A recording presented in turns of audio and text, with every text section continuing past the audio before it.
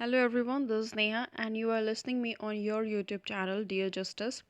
आज जिस एक्ट की हम बात करेंगे that is the Hindu marriage act of 1955 which consists of 6 chapters and 30 sections. So we'll take a quick revision of this act that what this act has brought for the Hindus. So the chapter 1 is consist of preliminary which talks about Chapter 1 is about preliminary, which has 4 sections. Section 1 talks about the short title and extent of this act. So this act extends to whole of India. पहले यहाँ पे except the state of Jammu and Kashmir था, but after the 30th of October 2019 ये जम्मू और कश्मीर पे भी apply होता है because after the amendment Jammu Kashmir का special status को revoke कर दिया गया है. So it extends to whole of India. ठीक है. So the section 2 talks about the application of the act कि ये एक्ट किस किस पे अप्लाई होगा. सो इन शॉर्ट ये act this act applies to everyone except Muslim, Christian, Parsi और ज्यू. इन 4 लोगों को छोड़ करके, इन 4 रिलीजन्स को छोड़ करके हिंदू मैरिज एक्ट सभी को गवर्न करता है. ठीक है. हिंदू में वो कोई भी सेक्ट हो, चाहे उसने बुद्धिस्ट अपनाया हो, जैन हो, सिख हो, लिंगायत हो, ये सभी पे एक्सटेंड होगा. सो इसमें ये भी आता है, ये भी क्वेश्चन आता है दैट हु आर हिंदूज. तो एनी चाइल्ड लेजिटिमेट और इलेजिटिमेट जिसके दोनों पेरेंट्स हिंदू हों, हिंदू मतलब चाहे वो बुद्धिस्ट हो, जैन हो, सिख हो. ठीक है.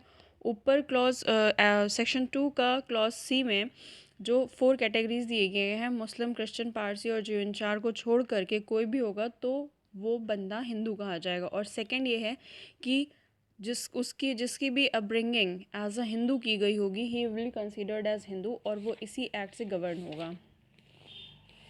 Section 3 talks about the definition clause जिसमें कि जी तक के सब सेक्शंस में डेफिनेशंस दी गई हैं. So the subsection sub clause 1 talks about the custom and usage. B talks about the district code. C full blood, half blood and D about the uterine blood. Full blood, half blood और uterine blood को एक बार देख लेंगे because ये question पूछा जाता है. So full blood वो होता है जो सेम एंसेस्टर से आते हैं, मतलब कि जिनके मदर फादर दोनों ही सेम होते हैं, they are full blood. Half blood वो होते हैं जिसमें फादर सेम होते हैं बट वाइफ्स डिफरेंट होती हैं, so they are called half blood. ठीक है. एंड थर्ड डी है यूटेराइन ब्लड जिसमें कि मदर सेम होती है बट फादर्स डिफरेंट होते हैं. ठीक है. ई में प्रिस्क्राइब को डिफाइन किया गया है. 7 में सपेंड रिलेशनशिप और जी में degrees of prohibited relationships. Section 4 में इसका ओवरराइडिंग इफेक्ट दिया गया है, मतलब कि जो हिंदू मैरिज एक्ट है वो किन किन एक्ट्स को ओवरराइड कर जाएगा.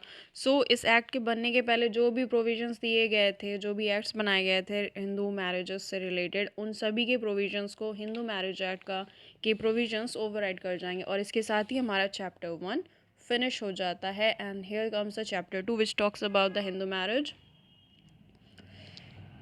फिर ये स्टार्ट होता है सेक्शन 5 से and ends on section 8. Okay. So the section 5 talks about the conditions of Hindu marriage. एक हिंदू मैरिज की क्या क्या इंपॉर्टेंट और एसेंशियल कंडीशंस होती हैं. तो इसको 6 सब क्लॉज में डिवाइड किया गया था जिसमें 6 जो है रिपील है.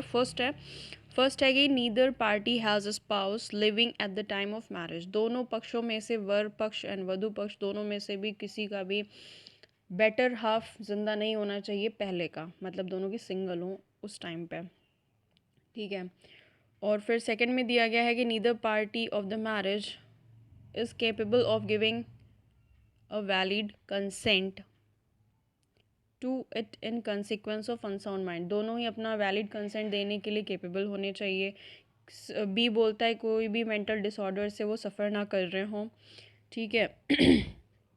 सी टॉक्स अबाउट द कि उसको भी कोई भी उन्मत्ता के अटैक्स ना आते हों. C talks about clause 3 talks about the bridegroom has completed the age of 21 and the bride 18 at the time of marriage. ठीक है. The party are not within the degree of prohibited relationship. जो कि prohibited relationships Hindu marriages में दी गई, Hindu marriage act और Hindu culture में दिए गए हैं, उन हेड्स के अंदर नहीं आने चाहिए. And fifth is the parties are not sapindas of each other. वो उनका सपेंड नहीं होना चाहिए. और सिक्स्थ जो है वो रिपील्ड है. So will not talk about this.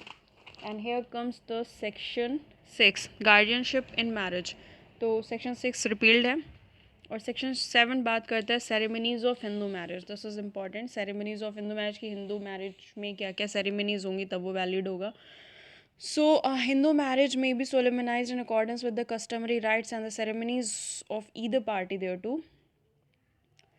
जिसमें कि है कि such rites and ceremonies include the saptapadi. Saptapadi का हिंदू सेरेमनीज में बहुत ही इंपॉर्टेंट रोल होता है. जैसे ही 7th फेरा कंप्लीट होता है शादी कंप्लीट मान ली जाती है. बट अगर वो 6 और 6.5 फेरे हैं तो शादी कंप्लीट नहीं मानी जाती है. ओके, देयर शुड बी जो राइट्स हैं उसमें कुछ फॉलोइंग चीज़ें दी गई हैं वो होने चाहिए. जैसे कि कन्यादान होना चाहिए, विवाह होम होना चाहिए. विवाह होम मतलब कि पानी ग्रहण, और सप्तपदी. ठीक है. Now section 8 talks about the registration of Hindu marriage. Section 8 कहता है कि हिंदू मैरिजेस को for the purpose of facilitating the proof, Hindu marriage का प्रूफ रखने के लिए स्टेट गवर्नमेंट कोई भी रूल बना सकती है कि उन्हें रजिस्ट्रेशन करवाना ज़रूरी है आफ्टर द मैरिज. ठीक है. Here we completed the chapter 2 and with section 8, and now here comes the chapter 3, restitution of conjugal rights and the judicial separation. इसमें सिर्फ 2 sections हैं, restitution of conjugal rights and the judicial separation. section 9 is को हम court में आम बोलचाल की भाषा में विदाई का अधिकार भी बोलते हैं. कि अगर आपकी वाइफ चली गई है, वहाँ तो वाइफ के लिए होता है बट एक्चुअली में ये होता है कि अगर कोई भी हस्बैंड या वाइफ दोनों में से कोई भी अपने दाम्पत्य जीवन के जो रिस्पॉन्सिबिलिटी उनका निर्वहन करने से भागता है, पीछा छुड़ाता है या कुछ ऐसा करता है, तो वो डिस्ट्रिक्ट कोर्ट में जा कर के ये पिटीशन फाइल कर सकते हैं कि भाई प्लीज़ इन्हें बुलाया जाए और इनको बोला जाए कि अपने दाम्पत्य जो भी रिस्पॉन्सिबिलिटीज़ हैं उनको पूरा करें. So this is all about restitution of conjugal rights. And here comes the judicial separation. section 10 talks about the judicial separation. judicial separation के रिट ला सकते हैं, सॉरी कि पिटीशन फाइल कर सकते हैं हम. ठीक है. उसके बाद में है सेक्शन 10 में ही कुछ ग्राउंड्स दिए गए हैं कि either party to a marriage may file a petition for judicial separation on any of the following grounds ये होते हैं. पहला होता है एडल्ट्री, जिसको कि हम बोलते हैं व्यभिचारिता का आचरण. सेकेंड है क्रूएलिटी मीन्स क्रूरता. डी इज़ डेसर्शन यानी कि अभित्याग. फोर्थ इज़ अपोस्टेसी यानी कि धर्म परिवर्तन, धर्म बदल लिया है तो भी वो जुडिशियल सेपरेशन के लिए पिटीशन फाइल कर सकते हैं. इंसेनिटी यानी विकृत चित्तता. नेक्स्ट कम्स द लेप्रोसी यानी कि कोढ़. वेनेरियल डिजीज़ यानी कि संचारी रतिजन्य रोग. And eighth is renunciation of world, सन्यासी हो गए भाई साहब तो फिर तो भी. नाइन्थ है मिसिंग फॉर 7 ईयर्स, 7 साल से लापता है, कोई अता पता नहीं चल रहा है, तो जुडिशियल सेपरेशन के रिट फाइल कर सकते हैं. सेक्शन 13(2) में कुछ स्पेशल ग्राउंड्स दिए गए हैं which are only for wifes. First is that the husband had married again, husband ने दूसरी शादी कर ली है. Second is that the husband has been guilty of rape and sodomy and bestiality. 3 is decree of maintenance, and 4th is that she had exercised the option of puberty. Okay, and इसके साथ ही chapter 4 finish हो जाता है. Now comes the next chapter which is chapter 3 finish होता है and chapter 4 आता है जिसमें हम बात करेंगे nullity of marriage and the divorce. ठीक है. सेक्शन chapter 4 का पहला सेक्शन है void marriage. Any marriage solemnized after the commencement of this act shall be null and void and may on the petition presented by either party thereto against. तो in short हमारा जो section 11 है वो बात करता है कि सेक्शन 5 में जो भी हिंदू मैरिज की एसेंशियल कंडीशंस दी गई हैं क्लॉज 1 में, 4 में एंड 5 में, अगर उनकी कंडीशंस को फुलफ़िल नहीं करता है तो वॉइड मैरिज के अंदर आएगा. वॉइडेबल मैरिज की बात की गई है सेक्शन 12 में, जिसमें ये कहा गया कि any marriage solemnised whether before और after the commencement of this act shall be void and may be annulled by the decree of the nullity on any of the following grounds. Okay, so the A is that the marriage has not been consummated owing to the impotency of the respondent. And B talks about that the marriage is contravention of the condition of a specific clause 2 of the section 5. Same thing, clause 5 की conditions को fulfill नहीं किया तो. C said that the consent of the petitioner or whether the consent of the guardian in the marriage of the petition was required under section 5 as it stood immediately before the commencement of the Child Marriage Restraint Amendment Act 1978. The consent of such guardian was obtained by the force or by fraud as the nature of the ceremony or as to any material fact of the circumstances concerning the respondent. अगर कि किसी भी fact को छुपा करके या parents को fraud में रख करके अंधेरे में रख करके या फोर्स से अगर कंसेंट ली गई है तो वो मैरिज वॉइडेबल होगी. ठीक है. D talks about that the respondent was at the time of the marriage pregnant by some other man than the petitioner, other than the petitioner. जिससे उसकी शादी हुई है, शादी के टाइम में वो उस पेटिशनर के अलावा किसी और व्यक्ति से गर्भवती थी तो भी वो मैरिज वॉइडेबल होगी, of course at the option of the petitioner. ठीक है. So second talks about not anything contained subsection 1, no petition for the annulity of the marriage on the ground specified in section clause C of subsection 1 shall be entertained if. Now here comes the section 13 which is divorce. So divorce की बात करते हैं यहाँ पे. Any marriage solemnized whether before or after the commencement of this act may on the petition presented by either the husband or the wife be dissolved by the decree of the divorce on the ground that the other party. Grounds दिए गए हैं section 13 में divorce के लिए. Okay. First है कि has after the solemnisation of the marriage had voluntary sexual intercourse with the any person other than her spouse. ठीक है. स्पाउस के अलावा have had voluntary sexual intercourse with other person. Voluntary है, इस बात का ध्यान रहे. Has after the solemnization of the marriage treated the petitioner with cruelty. क्रूरता की गई तो इससे रिलेटेड एक केस भी आता है दास्ताने वर्सेस दास्ताने का. 1B talks about has deserted the petitioner for a continuous period of not less than 2 years immediately preceding the presentation of the petition. petition को फाइल करने के जस्ट पहले 2 साल तक उसको डिजर्टेड रखा था. ठीक है. Second talks about has ceased to be Hindu by conversion of any other religion. दूसरा धर्म परिवर्तन कर लिया. Third is has been incurably of unsound mind and has been suffering continuously or intermittently from mental disorder of such a kind to such an extent that the petitioner cannot reasonably be expected to live with the respondent. कुछ ऐसी उनकी बीमारी हो गई है कि वो बिल्कुल भी क्योर नहीं हो सकती है, जिसकी वजह से रिस्पोंडेंट उनके साथ रहने में समर्थ नहीं है, तो भी वो डिवोर्स की पिटीशन फाइल कर सकते हैं. ठीक है. Now here comes the fourth which talks about has been suffering from virulent and incurable from leprosy. कुष्ठ कुष्ठ से ग्रसित हैं, बहुत ही ज़्यादा असाध्य रोग से. ठीक है. Fifth is has been suffering from venereal disease of communicable form, जो and here comes the sixth. He has renounced the word by entering in the religious order.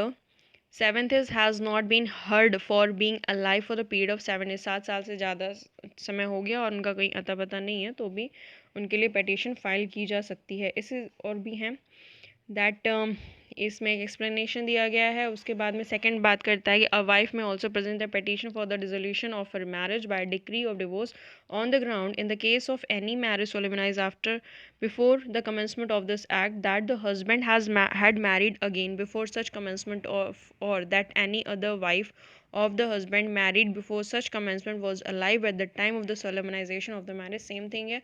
अगर हस्बैंड की शादी उस टाइम में हस्बैंड की पहली बीवी शादी के टाइम पे जिंदा थी तो भी वो डिवोर्स की पिटीशन फाइल कर सकते हैं. ठीक है. Now here comes the section 14. Section 14 talks about 13A आएगा पहले. 13A में है alternate relief in divorce proceeding. Divorce की लंबी सी प्रोसीडिंग के अलावा अगर उन्हें कोई अल्टरनेट रिलीफ चाहिए तो वो 13A में जाएंगे. 13B talks about the divorce by mutual consent. पारस्परिक सम्मति से विवाह विच्छेद के लिए अगर दोनों तैयार हैं तो वो 13B में जाएंगे. देखिए, ध्यान दीजिए. 13 talks about the divorce और 13A talks about the alternate relief. Divorce proceeding में ना जा करके कोई अल्टरनेट रिलीफ को अगर वो ऑप्ट करते हैं तो. और 13B talks about कि उन्होंने म्यूचुअल कंसेंट से डिवोर्स ले लिया, डिवोर्स को फाइल किया है. ठीक है. Section 14 talks about no petition for divorce to be presented within the 1 year of marriage. 1 साल के अंदर डिवोर्स की कोई भी पिटीशन को फाइल नहीं किया जाएगा. Section 15 talks about the divorce person when में मैरी अगेन। सेक्शन 15 बताता है कि एक डिवोर्स पर्सन जिसका कि डिवोर्स हो गया है वो दोबारा कब शादी कर सकता है। तो उनके लिए ये है भाई साहब का कि जब तक फाइनल ऑर्डर आ जाता है, अपील करने का टाइम ख़त्म हो जाता है और कोई भी अपील फाइल नहीं होती या अपील फाइल की गई है उसे डिसमिस कर दिया गया है, उसके बाद he is free to marry again. Okay, now here comes the section 16. Section 16 talks about the legitimacy of children of void and voidable marriage. void या voidable marriage से जो भी संतानों की उत्पत्ति हुई है उनके साथ वो उनकी legitimacy के बारे में बात करता है। Section 17 talks about the punishment of bigamy. द्विविवाह के लिए क्या पनिशमेंट होगा इसके बारे में सेक्शन 17 बात करता है। सेक्शन 18 है punishment for contravention of certain other conditions of Hindu marriage. Hindu marriage की जो एसेंशियल कंडीशंस हमारे सेक्शन 5 में दी गई थी, अगर उनका वो जो है पालन नहीं करते हैं या उनको उन्होंने तोड़ दिया है तो सेक्शन 18 में उनको पनिश किया जाएगा। ठीक है, now here comes the chapter 5 which talks about the jurisdiction and the procedure. इसमें है ये पहला सेक्शन है चैप्टर 5 का। Section 19 court to which petition shall be presented. किस कोर्ट में पिटीशन फाइल की जाएगी? Every petition under this act shall presented to the district court. District court में देंगे within the local limit of whose ordinary original civil jurisdiction, जिसके ठीक है district court में पिटीशन फाइल की जाएगी। पहला है जुरिसडिक्शन की बात कर लें यहीं पे, तो पहले में बात की गई है जहाँ पे शादी करवाई गई है, द मैरिज और सोलेमनाइज। ठीक है, second is the respondent at the time of the presentation of the petition reside. Petition file करते समय रिस्पोंडेंट जहाँ पे रह रहा है वहाँ के डिस्ट्रिक्ट कोर्ट में फाइल कर सकते हैं। The parties to the marriage last resided together. जो शादी के दोनों पक्षकार हैं, वर पक्ष एंड कन्या पक्ष, पार्टीज़ के दोनों लास्ट टाइम जहाँ पे इकट्ठा रहे हों वहाँ पे फाइल कर सकते हैं। इसी का 3A बात करता है in case of wife is the petitioner where she reside on the date of the presentation of the petition. वो जहाँ पे पिटिशन फाइल करते समय प्रेजेंट टाइम में रह रही है वहाँ से वहाँ के डिस्ट्रिक्ट कोर्ट में अपनी पिटिशन प्रेजेंट कर सकती है। फोर्थ में है the petitioner is residing eight the time presentation of the petition in a case where the respondent is at the time of residing outside the territory to which this act extends or has not been heard being alive for the period of 7 years or more by those persons who were naturally have heard him he were alive। वहाँ पे file हुई जहाँ पे उसको last time लोगों ने जिंदा है ऐसा सुना था। Now here comes the section 20 contents and verification of the petition। यहाँ पे petition के contents का verification हो रहा है। 21 में application of act number 5 of 1908 subjects to the provision of contained in this act and to such high courts may make in this behalf all the proceeding under this act be regulated as far as may be the code of civil procedure 1908। okay, power of transfer petition certain cases 21A में petition को transfer करने की power के बारे में बात की गई है in certain cases. 21B talks about the special provision relating to trial and the disposal of petition under this act. Petition के ट्रायल और डिस्पोजिशन के लिए जो स्पेशल प्रोविजन है वो 21B यानी कि 21B में दिए गए हैं। Section 21C talks about the documentary evidence. तो इसमें कहा गया है कि not with standing anything in any enactment to be contrary, no document shall be inadmissible in evidence in any proceeding at the trial of the petition under this act on the ground that it was not duly stamped to the registrar। सिर्फ इस वजह से कोई भी जो documentary evidence है वो inadmissible नहीं हो जाएगा कि वो रजिस्ट्रार द्वारा ड्यूली स्टैम्प्ड नहीं है। Right, now here comes the section 22 which talks about the proceeding to be in camera and may not be printed on published। Every proceeding under this act shall be conducted in camera and it shall not be lawful to any person to print or publish any matter in relation to any such proceeding except a judgment of the high court। High court और supreme court के judgement के अलावा इस proceeding की कोई भी बात को पब्लिश नहीं किया जाएगा, हालांकि वो चीज़ें इन कैमरा रिकॉर्ड होंगी। ठीक है,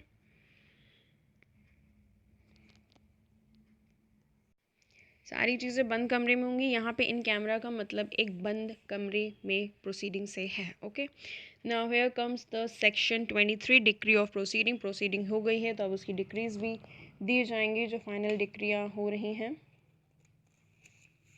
उसके बाद में आता है section 23A relief for respondent in divorce and other proceeding, respondent को क्या क्या रिलीफ दिए जाएंगे वो 23A बात करता है। 24 में है maintenance pendant light and expenses of the proceeding, वाद लंबित रहते भरण पोषण और कार्यवाहियों का व्यय। जबकि वाद चल रहा है और प्रोसीडिंग चल रही है उस समय जो मेंटेनेंस दिया जाएगा उसकी बात 24 में की गई है section of this act. 25 talks about the permanent alimony and the maintenance. 25 में परमानेंट एलिमनी यानी स्थायी निर्वाहिका और भरण पोषण की बात की गई। कस्टडी ऑफ चिल्ड्रन 26 में आता है, ठीक है। 27 में डिस्पोजल ऑफ प्रॉपर्टी, अगर मेल और फीमेल यानी वाइफ और हस्बैंड दोनों के नाम एक जॉइंट प्रॉपर्टी है तो उसका डिस्पोजल कैसे किया जाएगा 27 बात करता है। Appeals from the decree on order, जो डिक्री ऑन ऑर्डर प्रोसीडिंग के बाद में पास किए गए हैं उसके लिए अपील्स कहाँ की जाएंगी, क्या पीरियड होगा, इसके बारे में बात की गई है। जो इसका टाइम पीरियड है वो विद इन 90 डेज होना चाहिए डिक्री पास होने के बाद में, ठीक है। उसके साथ ही हमारा चैप्टर 5 फिनिश हो जाता है। And here comes the chapter 6 which talks about the saving and the repeals. 29 में सेविंग्स की बात की गई यानी कि व्यावृत्तियों की। उसके बाद में आता है 30 which is repeals by the repealing and amendment act 1960, 58 of the 1960 and the first schedule. Okay, thank you so much. This is all about the Hindu Marriage Act of Hindu law. I hope this video will be helpful for all of you. Thank you so much. See you in the next video. Till then, stay learning.